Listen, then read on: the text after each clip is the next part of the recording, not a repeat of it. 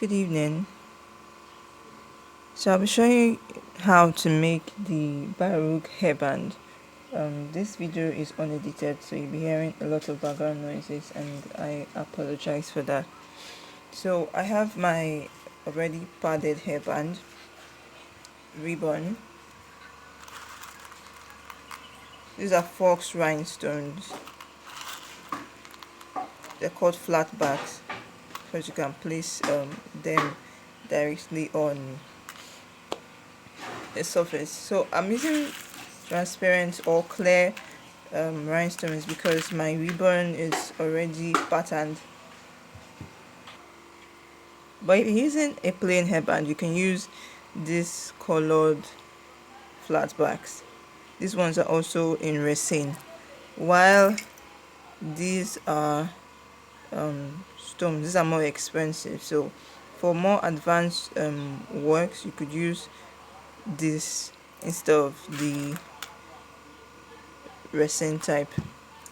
You also need your glue.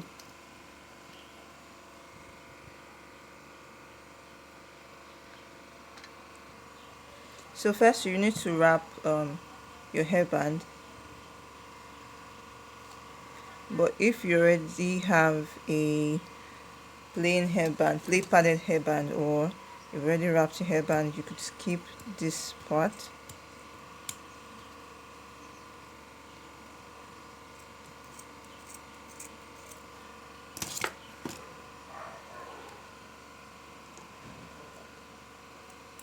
So you cut a strip of fabric about 2 inches, and then you glue over the edge or the ends of the ribbon.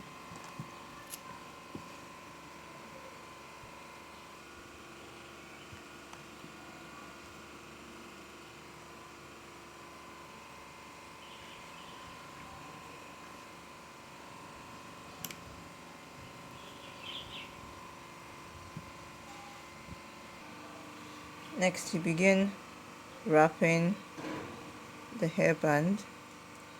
Remember to apply glue as you go.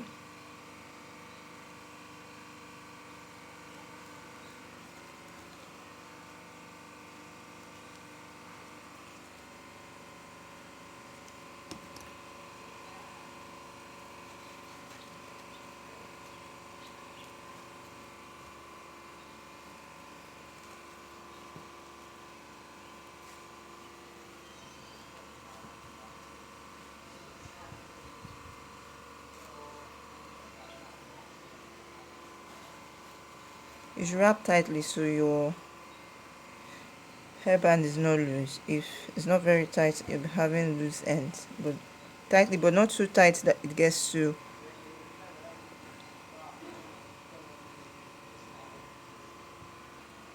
affect the shape of the hairband, because this is foam and too much pressure will make it squeeze.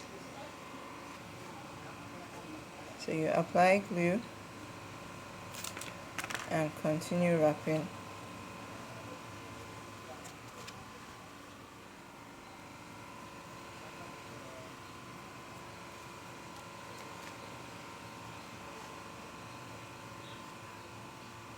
You wrap till the other end of the hairband.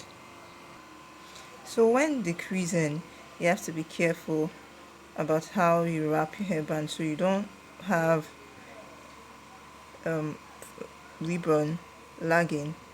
So you wrap and draw a bit.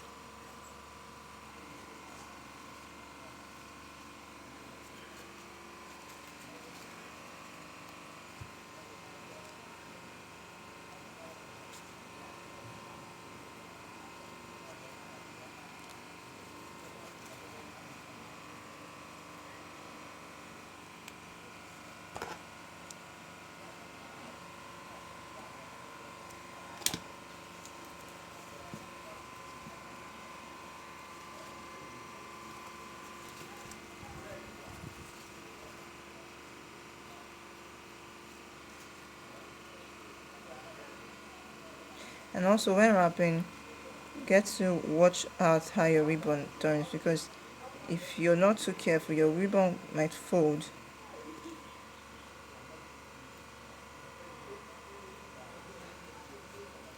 So when you notice it's folding, you stretch and wrap, but not too tight. Another way you can wrap your hairband without struggling is to wrap and meet at the middle. So you wrap from this end and you stop at the middle, you wrap from this end to the middle. So it's increasing and not decreasing. So you don't have issues with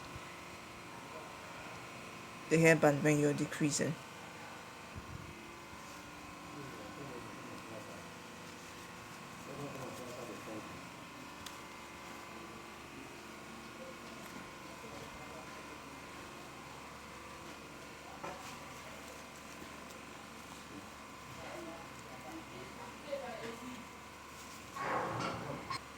So when you get to the point where your ribbons meet, you glue and then cut off neatly. If you're using this method, you have to make sure that you end neatly, so or what you're placing on the hairband is going to cover up this space. Next, I'll be applying the resins to the hairband. If you look at this one, these ones have holes by the side that you can sew through the hairband. So you could either decide to glue it on or sew through it. But sewing will take a lot of time. But if you're using stones, you can sew them so it will be secured. These ones also have holes by the side, but these ones are just glue on, so you can only glue them. You can't sew these ones. So I'll be gluing the flat backs to my hairband.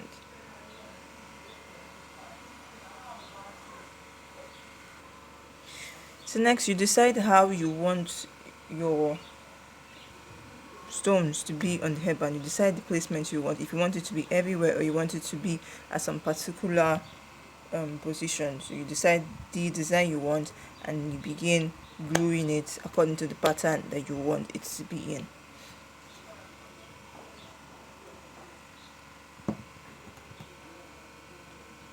So I don't want too much of it since my hairband is already patterned. So I'll be placing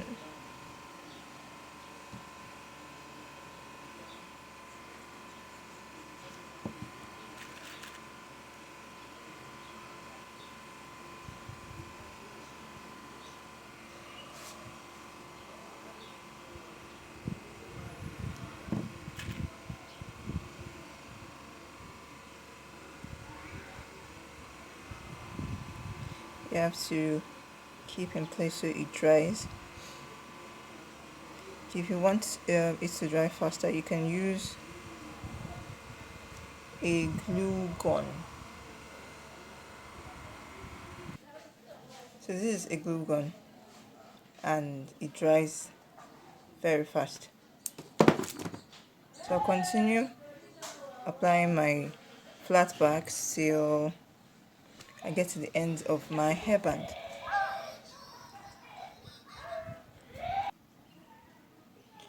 So I have glued down to the end of the hairband.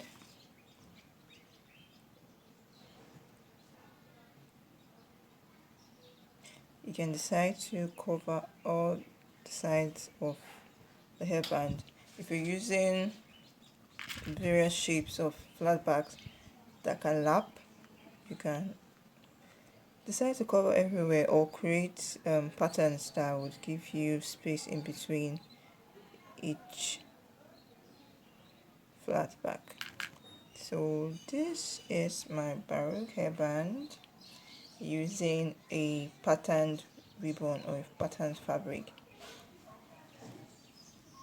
Like I said earlier, you can use a plain fabric or a plain ribbon and then use colorful rhinestones or colorful resins.